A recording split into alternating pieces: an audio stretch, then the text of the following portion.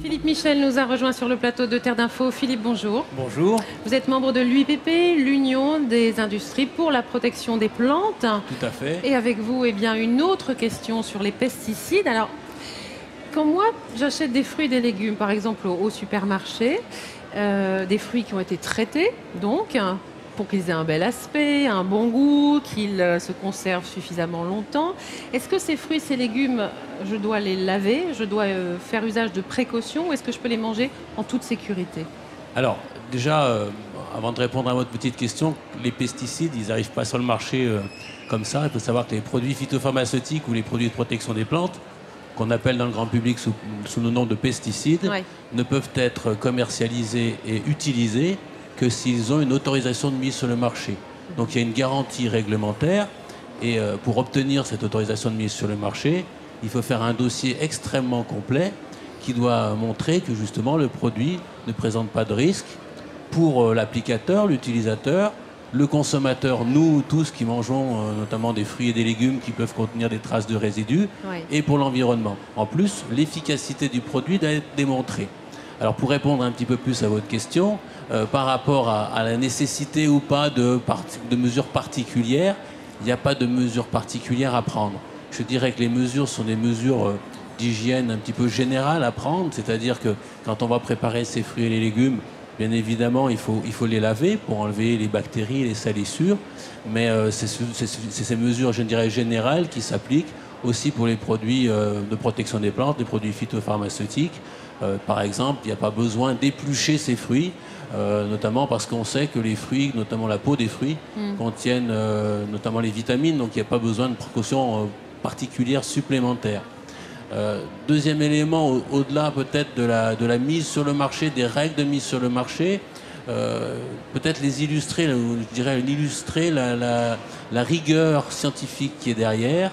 Il faut savoir que pour qu'une molécule soit mise sur le marché, c'est plus de 10 ans de recherche, c'est plus de 300 études, dont 50% consacrées à la toxicologie, 40% à l'environnement et 10% à l'intérêt agronomique, parce qu'il faut démontrer l'intérêt agronomique du produit qui va arriver sur le marché pour protéger les cultures.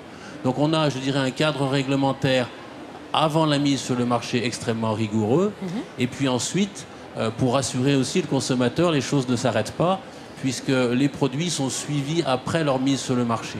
C'est-à-dire, je peux donner par exemple un exemple. Tous les ans, au niveau européen, dans les 27 pays de l'Union européenne, il y a des plans de surveillance de résidus dans les aliments qui sont faits. C'est-à-dire qu'on prélève des aliments exactement, on prélève des aliments soit sur les marchés, soit dans les GMS. Ce sont les services officiels qui font ces prélèvements, qui font des analyses. Et ces analyses sont, je dirais, synthétisées au niveau européen par l'Agence européenne de sécurité alimentaire. Et pour donner un chiffre, sur l'année précédente, sur les 70 000 échantillons analysés, plus de 97% étaient conformes à la réglementation. Donc, c'est respectait les seuils réglementaires. Donc, je dirais que par rapport à la sécurité du consommateur, on a à la fois la procédure avant la mise sur le marché, mais également en permanence ce suivi annuel des résidus dans les aliments, par exemple, et qui est fait par les autorités de contrôle. Donc, je dirais qu'on a un double niveau de sécurité qui est fait. Donc, je dirais que c'est quelque chose d'extrêmement rassurant pour le consommateur.